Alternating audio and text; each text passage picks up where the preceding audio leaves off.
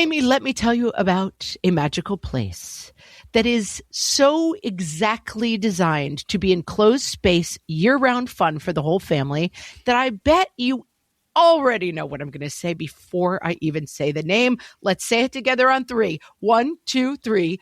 Great Wolf Lodge. You got it, Amy. My kids loved Great Wolf Lodge when we went. You probably already know that it has a huge indoor water park with a wave pool, lazy river, a bunch of massive water slides. But then your pack can hit the other attractions because, wait, there's more. Great Wolf Lodge has adventure-packed attractions like Magi Quest, a live-action game kids can play throughout the lodge, plus the Northern Lights Arcade. Spent some quality time there, so your kid who loves the lazy river and your kid who loves fantasy games will both have a great time. Great Wolf Lodge also offers great dining options and complimentary daily events like nightly dance parties. All under one roof. Unpack the car once and you're settled in to have fun. And with 22 lodges across the country, you're always a short drive away from adventure. We've both had such great times at Great Wolf Lodge, so bring your pack together at a lodge near you. Learn more at greatwolf.com and strengthen the pack. Hello, everyone. Welcome to Fresh Take from What Fresh Hell, laughing in the face of motherhood. This is Margaret. And this is Amy. Today, we're talking to Dr. Joanne Finkelstein. She is a clinical psychologist educated at Harvard and Northwestern University, an expert blogger for Psychology Today. Dr. Finkelstein's work has been highlighted in the New York Times, the Harvard Business Review, the Atlantic, and many other publications. Today, we're going to be talking about Dr. Finkelstein's new book, Sexism and Sensibility, Raising Empowered, Resilient Girls in the Modern World. Welcome, Dr. Finkelstein. It's so great to be here. So you start this book with a story that in the particulars was yours, but in the general, I thought, I've had this moment too. And I think many listeners of this podcast will recognize it themselves, that you as a girl encountered something that seemed like unfair to you. Like, hey, why are things that way? They shouldn't be that way. And you ask your mom about it, and almost immediately you get this sense that this is something that you're apparently not supposed to feel or at least talk about. So you tell us about that moment and what you learned from that moment? Yeah, I was around 8 years old and I was baking brownies, I think, with my mother in the kitchen. And I noticed a piece of mail that said, Mrs., my father's first and my father's last name. And I thought, well, that's weird. I knew enough to know that Mrs. was for a female, but why would everything about her identity be erased? And so I asked her about it, and she sort of, in my memory anyway, she kind of stiffened and just sort of said, well, that's the way it's done. And, I wouldn't be surprised if there was a certain amount of pride in that, because getting married and being a Mrs. was a big deal. It was your main identity, especially back then. I had a 6th grade nun who taught me grammar, and she taught me everything I knew. Sister Raymond, a male name, by the way. But I remember, raising my hand in class and saying, but why can't it be everyone is entitled to his or her own opinion? Why is it just his? And it was the same kind of thing, because that's the rule. That's what it is. You don't say his or her. You just say his, and everybody understands you mean his or her. And there's the end of story, right? With this sort of such an erasure. Yeah. And I remember also being sort of left like, does nobody else think that's weird? Like, okay, I guess it's only me that thinks it's weird. And that's how girls are left, is your argument that really drives this whole book, that when we don't explain things to girls, they're left being even more baffled than they were before. Yes, there's a sort of crazy-making piece of it where you have to erase yourself, but everybody's saying, well, that's not erasing yourself, that's just how it is. But at the same time, I think all of these women that were in our own lives, and us for our own daughters, when our daughters come to us, maybe we all have this idea that we're not supposed to say, like, you're right, that's unfair. Because is that a battle worth fighting? And what are we supposed to do about it? Is that what sort of colors these conversations? Like, what's the point? My mother or your mother or Sister Amy in my 6th grade English class, should they have taken a different tact? What might they have done differently? Yes, they should have. I mean, I don't like to hold previous generations. So, everybody's a product of their generation. And I don't think that they had permission to think in those ways. And they also had to make choices of how to bring you up and make choices in the name of expediency. Like maybe she had a class to run and she didn't want to get into sexism with you. But These days, we want better for girls, and there's more permission in the culture to question things. And so we want to be able to prepare girls without scaring them, right? And so a lot of parents will skirt these issues or rely on girl power because they're afraid of instilling fear in their kids or making them feel inferior. And so the whole book is sort of all the ways that we can honestly talk with girls without scaring them. Let's talk a moment about this idea of scaring them. What is frightening to people about these ideas? Is it the complexity of having the conversations? Is it the realities behind what's going on? Where does that fear come in? Because I don't think we think a lot about fear as a driver around our reluctance around these conversations. That is such a good question. I think part of the fear is if you say girls are not always treated fairly, or girls have to be careful because they can be hurt when they're out on the street, or they can be yelled at for things that are beyond their control.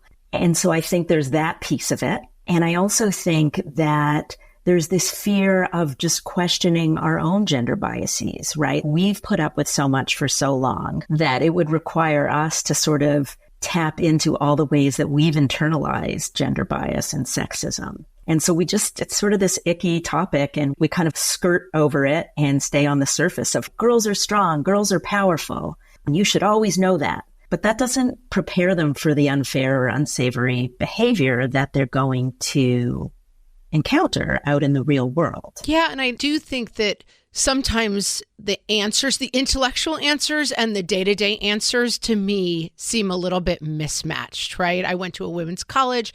I was raised by a very feminist mother with some very feminist traditions. And now I'm raising a 12-year-old who I have a default to say, like, it is not your responsibility how people react to you, and hopefully giving strong feminist messaging to my own daughter, but at the same time trying to navigate a world of safety in which when I see her dressed in a bikini top going to a mall, I feel like, wait a minute, that doesn't feel like a safe choice. And I don't believe that other people's reaction to her is her responsibility, but I also feel this very practical concern that that outfit is going to bring some attention to her that she's not ready for. And so I do find these very complicated. I get lost in it. And so it's easier just to not talk about it, right? And send them out the door because you don't want to blame her. You're not sure what to say. Yeah, I guess that's right. Speaking hypothetically. And so you don't say anything, and they get on the subway wearing something you're not sure they should be wearing on the subway for their own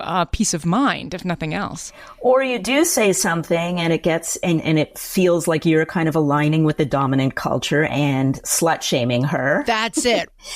And it causes problems in your relationships when it's not her fault. So it is really complicated. And those are the kind of arguments that I want parents to lay out for kids, right? I want them to say just what you just said, which is, it isn't your responsibility. And yet we live in a culture where this happens. And so we're trying to balance you having the autonomy that you deserve to make the choices you deserve with your safety.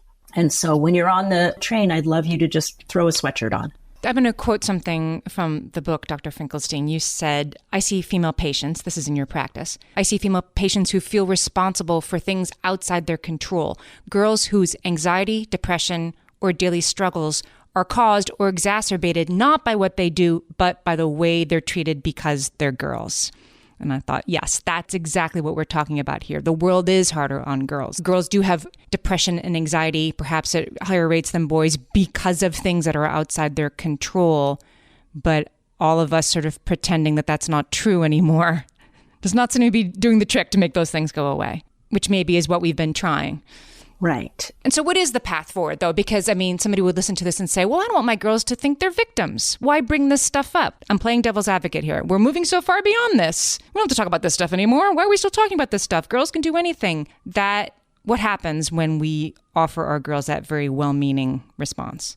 Yeah, and I think that actually speaks to Margaret's question about why we don't, because we don't want our girls to feel like victims. We don't want them to feel inferior. And so we're always balancing the darkness with hope, right? As parents, when we have to sort of bring in this kind of icky news. It's not fair, but we are fighting for a better world and we are getting closer. And even when there's backlash, there's some hope to be drawn from that, as disheartening as it can be, because where there's progress, there's always going to be backlash. So if there's backlash, we know that we're actually making progress. We're not going back home into the kitchen and giving up our rights. We're fighting for them. And I think we've had the conversation a lot on the podcast, and I want to talk a little bit about what happens when we don't have these conversations and that gap that gets left and how young women especially fill that in for themselves. And we will be right back after this break. Hellions, it's time for some spring cleaning, and I don't just mean the coat closets. Doing your financial spring cleaning can actually be super easy when you let Monarch do your financial spring cleaning for you. One dashboard that gets your entire financial life organized. No more clutter, no more mess, no more logins scattered everywhere, just accounts, investments, property, and more, all in one place. Get your first year of Monarch for half off, just $50 with promo code FRESH. Monarch allows you to look not only at what you've already spent, but also to plan for the future. With Monarch, you can set savings goals, plan for big purchases, and notice spending trends before they become a problem. I can generate cash flow reports that show me what we spent this quarter, this month, what we're probably going to spend next month, and feel prepared, organized, and knowing how to plan for the future. No more surprises and a lot more clarity. Try Monarch. Use code FRESH at monarch.com to get your first year half off at just $50. That's 50% off your first year at monarch.com with code FRESH. Amy, when I'm having a good hair day, it usually makes my whole day better. And that's why on every day, I'm taking Nutrafol. Nutrafol is the #1 dermatologist-recommended hair growth supplement brand. And it's the #1 hair growth supplement brand personally used by dermatologists. Nutrafol's hair growth supplements are peer-reviewed, NSF certified for sport, and clinically tested. Nutrafol offers multiple formulas for men and women, tailored to different life stages and lifestyle factors, so you get support that's actually right for you. Adding Nutrafol to your daily routine is easy. Order online, no prescription needed, with automated deliveries and free shipping to keep you on track. Let your hair be one less thing to worry about. See visibly thicker, stronger, faster-growing hair in 3 to 6 months with Nutrafol. For a limited time, Nutrafol is offering our listeners $10 off your first month subscription and free shipping when you visit Nutrafol.com and enter promo code LAUGHING. That's Nutrafol.com, spelled Nutrafol.com, promo code LAUGHING. My favorite skincare products actually feel more like self-care, like they're so nice to put on and they smell so good that I'm actually happy when I get to that part of my day. And I swear that is how I feel about Osea's anti-aging body balm. Amy, you are usually the lotions and potions queen on this podcast, but I have to say, hard agree. Osea's anti-aging body balm is a liquid silk body balm that combines the lasting hydration of a lotion with the firming power of a serum, leaving skin smoother and firmer. This body balm is clinically tested and designed to deliver visible results you can see and feel. So we've gotten to use this product for a couple of months now, and I swear I have really noticed firmer and smoother skin, like on the back of my hands. It's like getting a mini spa treatment from head to toe. Get a spring-worthy glow with clean, clinically tested skincare from Osea. And right now, we have a special discount just for our listeners. Get 10% off your first order site-wide with code FRESH at OseaMalibu.com. That's 10% off your first order with code FRESH at OSEAMalibu.com. So Amy often says on the podcast, the pain is in the gap. And like, it's the places where we don't want to go, or the distance between we want the world to be one way and we have to have these difficult conversations. And so I think the idea, and what I pulled from the book, and we've talked about this with talking about racism with our kids or other difficult conversations with our kids, that if we don't have these conversations, sometimes we think our kids will just stop thinking about it. But instead, if we don't have these conversations with our kids, something worse than that happens. And so what is it that happens when we try to just skip these conversations with our girls? I think they start to internalize the gender biases and sexism that they face, right? And so even girls today who are so much more aware of sexism in the culture, and the cultural ambivalence toward women, they're at risk of internalizing it just as much as anybody else because it's kind of an identity politics, like my body, my choice. But it's one thing to be able to say that intellectually, and it's another thing to experience a pressured moment during a sexual encounter or catcalling on the street. Well, I think the idea is so we get away from these conversations, but these conversations are powerful. Being able to talk these scenarios out and the realities out with our daughters is where they find that power in those situations. Is that right? Yes. And if it's a topic that you've brought up in the house and they'll bring it up to you, they'll have somebody to talk to, or they'll be able to support their friend. And the thing is, we're playing the long game. It's going to hurt when they get some negative comment or some slut shaming at school. It's going to hurt, right? But we're hoping over the long game that they become very critical consumers of their culture so that they can start to recognize when they've been treated unfairly, when they're being interrupted. So we're just sort of helping them recognize the very male-centric culture that they're brought up in.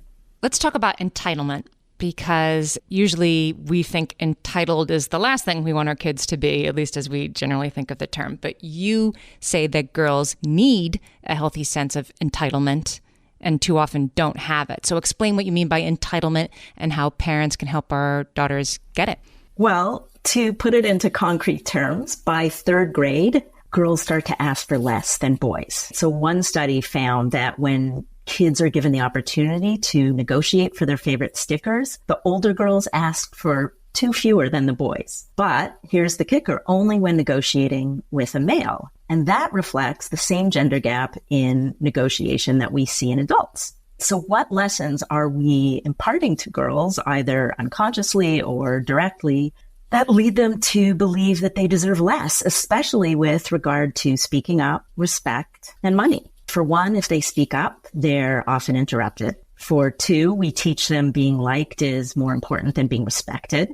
And we just don't talk to them about money or give them as much money as we do boys.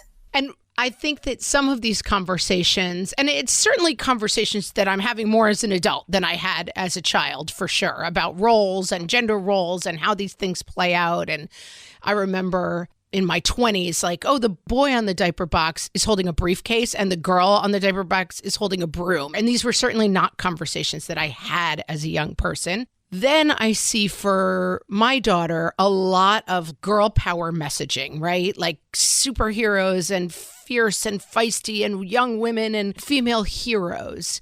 And where does that fall? Is that the right kind of solution, or does it play out in kind of an empty way? I'm asking genuinely, like, I don't know. Is it helpful to give those girl power messages? I think it can be helpful for giving girls like a can-do attitude and self-respect for the female gender.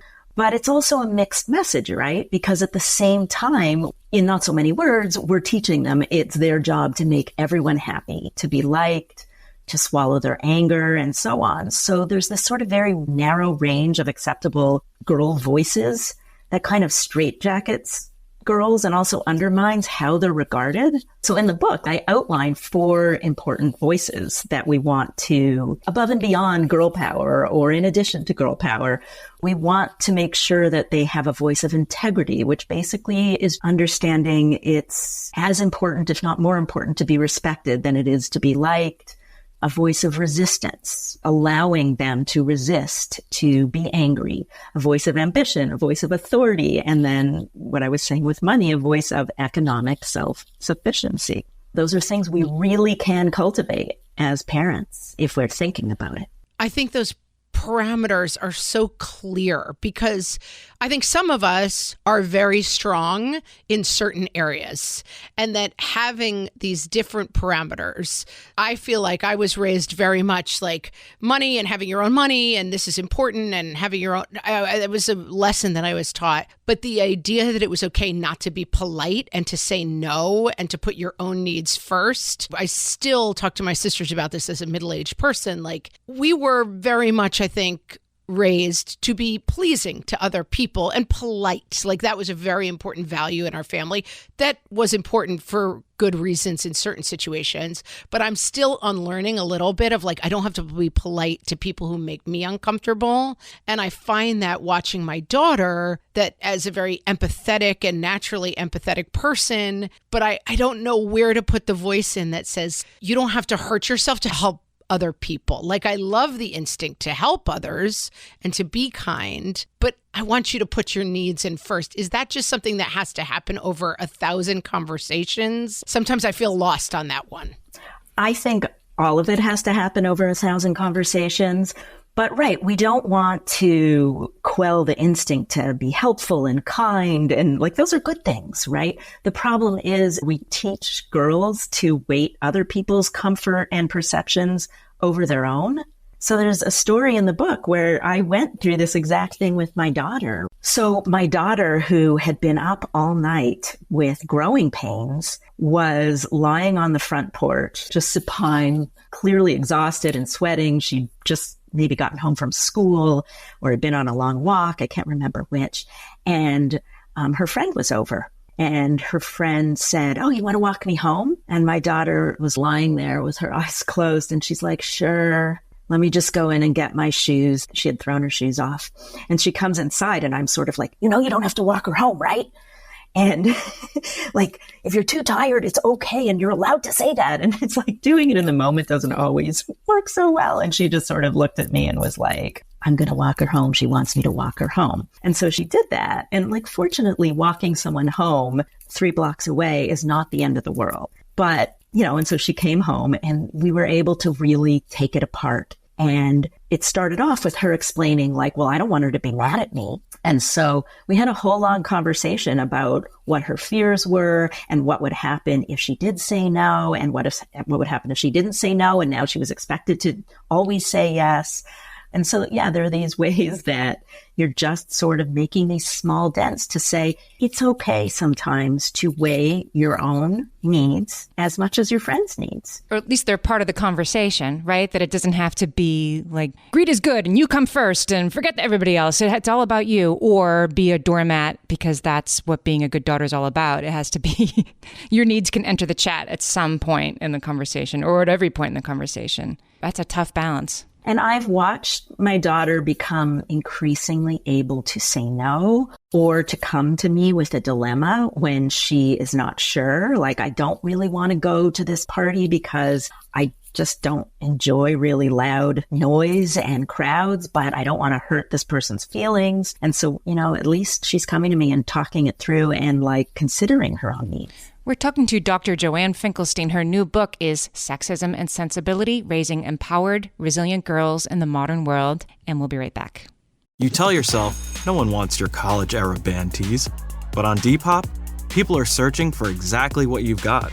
You once paid a small fortune for them at merch stands. Now, a teenager who calls them vintage will offer that same small fortune back. Sell them easily on Depop. Just snap a few photos and we'll take care of the rest. Who knew your questionable music taste would be a money-making machine? Your style can make you cash. Start selling on Depop, where taste recognizes taste. From sauce to dust to nuggets. It's Taco Bell's new Diablo Dusted Crispy Chicken Nuggets. Are they mild? If they were mild, we'd have to change the name to Little Rascal Nuggets or Minor Nuisance Nuggets. Definitely Diablo. New Diablo Dusted Crispy Chicken Nuggets.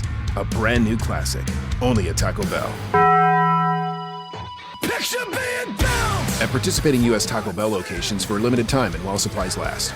So, Joanne, here's the part of the book that's a little bit difficult because you say interrupting sexism for our daughters means being willing to explore it in our own beliefs and parenting choices. And what do you mean? My parenting choices, they're perfect. Ugh, we hate this part of the podcast when it starts with ourselves. Yes. I'm a feminist parent. My choices are perfect. And yet I'm sure if I really explore it, there are probably some things that I could have done differently or said differently. So how do you start to do this work without beating yourself up too much? I mean, it's one of the reasons why I included so much kind of cultural criticism into the book, because until we hear it said, until we know the research shows in your home, statistically speaking, in a heterosexual marriage anyway, or relationship, dad is probably speaking over mom and brother is interrupting daughter, then we know, oh, wait, I can pay attention to that. I can be aware if my son is dominating the conversation and intervene. I can help my daughter learn to say, I'm speaking, to bring Kamala Harris into this conversation, and to learn different ways of interrupting. And I can also explain to her what happens sometimes when girls are assertive and instead are considered aggressive. So there's all of these ways. I might notice when I'm more likely to call up and say to my son, come take the groceries in, when my daughter is perfectly capable of taking groceries in. So there's just a million small ways that in and of themselves don't matter, but they're cumulative, right? And they become these festering wounds of self-doubt. We have people who listen from across the political spectrum, people from all sorts of different backgrounds. And I think sometimes these terms have become politicized to feel like feminism and girl power is kind of the purview of the left, maybe. Let's talk about that for a moment and like how this affects all people. It's not particularly a politically tied. I don't want people to hear feminism and feel like, oh, this doesn't apply to me. This is like lefties talking about their lefty stuff. That's what I worry about too, because I think it's woman stuff. I think anything that gives women equal rights, and that includes all choices. I think a major thing that has to end in order for sexism to end is women have to unite. So we have to end the mommy wars. We have to end the stay-at-home versus working mom wars. We have to end the breastfeeding versus bottle feeding wars. Like, bye-bye to all of that stuff. Yeah, because these ideas really aren't about political ideologies. Like these archetypes that you talk about, they're useful. It's good for any young woman to understand, and for us as parents to be having a conversation about assertiveness, about economic health and ideas. And these conversations are not just limited to the kind of political version of feminism that I think sometimes stops people from wanting to participate in these conversations. Does that seem right to you? Oh, yes. It's such a beautiful point. I mean, in some ways, this gender bias and sexism that we're talking about, it's a slippery slope to sexual harassment and assault. So nobody wants their child to be hurt. And so instilling a sense of boundaries and consent is important for all families, for everybody's daughter, regardless of where you fall on the political spectrum. Unwanted touch starts in childhood, right? With a squeeze of the cheeks or the waist or being pulled into laps and uninvited hugs. That happens to all girls. And so they practice ignoring unwelcome touch and they kind of dissociate from their bodies. And then they become confused about who their bodies belong to and what's okay and when it's okay to speak up. Do you think these things have gotten harder for today's girls? I think our culture is more sexualized. Maybe I'm just getting old, but it seems to me that girlhood and teenagerhood is more sexualized. Do you think these things are getting harder and our girls are more aware and feel more capable of self-advocating? Or is it they're harder and our girls are no more able to self-advocate? I hope that's not true, but I'm curious what you think. I think that they are more able to self-advocate, but it's all of the subtle ways that sexism is infiltrating them that sets them up to not be able to, even if they aren't. I go back and forth on this because, again, I think so much of it is an identity politics where they get it intellectually, but when it's actually happening, it's much harder to intervene and to speak up because you are going to get pushback with, all this feminist stuff or all this equality stuff, or you're being too sensitive, you're overreacting. So when girls feel demeaned and they speak up, they're still just as likely as they were in the past to be called oversensitive or dramatic.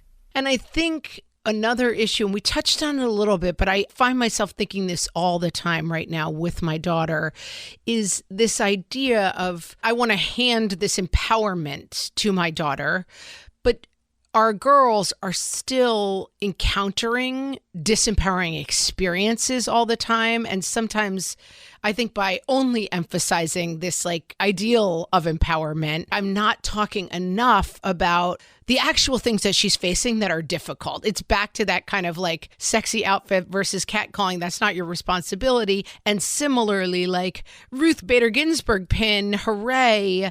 But I don't know that she's ready to deal with someone asking her to have a beer at a party and she's not ready for it. Like drilling down on these lessons as opposed to just kind of these big slogans that maybe some of us get caught up in. Well, I think it's so important to do some of the outright teaching. You might go to a party and there'll be someone there who wants you to drink. And here are 3 things that you can say to stop that. And know that you can call me anytime you want, no explanation needed. You will not be in trouble and I will come pick you up. So there's that stuff. But even more powerful are the teachable moments. Whether it's teachable moments, somebody is pressuring somebody on a show you're watching together to drink a beer or to get in a car with somebody who's been drinking. Those are all moments that you can bring that up and say, oh, what did you think of that? And have you ever experienced something like that? Or did you notice that the waiter at the restaurant didn't talk to me or make eye contact with me until he realized I was the one paying the bill and was going to be tipping him? You know, so there's all these ways that you're bringing it into their consciousness. Yeah, those simple, tangible things and those day-to-day lessons. I think that sometimes we talk on the podcast as if there's a magic word or there's a magic conversation or a magic answer to this singular question.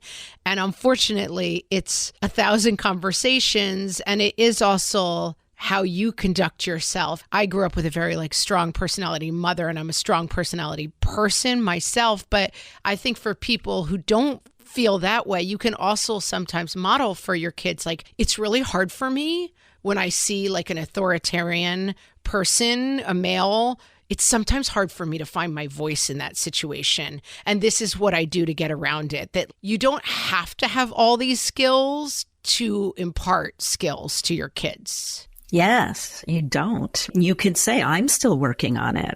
Yeah, because it's hard. You don't have to have all the answers. I mean, it could just be a conversation that you bring up, right? So you say, God, this dress is so tight. And isn't it weird that we're just sort of conditioned to believe that there's pain and beauty and that we have to kind of accept pain and wear really tight stuff? Or, so there's these ways that if you're not making your daughter the focus, you're probably going to get through to her more. That's such a good point. It's not like, here's what you're doing wrong. It's like, oh, here's an observation that is not putting a white hot spotlight on you at this moment, especially when you got tweens and teens, people. That doesn't go well. Right. Mom's doing something wrong is probably a more palatable way to enter the conversation. Yeah. We've been talking to Dr. Joanne Finkelstein. Her new book is Sexism and Sensibility, Raising Empowered, Resilient Girls in the Modern World. We will put the link to buy the book in the show notes for this episode. Dr. Finkelstein, tell our listeners where else they can find you on the internet. Sure. You can find me at joannefinkelstein.com. You can subscribe to my newsletter on there or at joannefinkelstein.substack.com. And on Instagram, I am at joannefinkelstein.phd. You do not have to remember those things, friends. If you're driving, don't drive off the road trying to write it down. All of these links will be in our show notes. And Dr. Finkelstein, thank you so much for talking to us today. This is a great conversation. It's been such a pleasure. Thank you.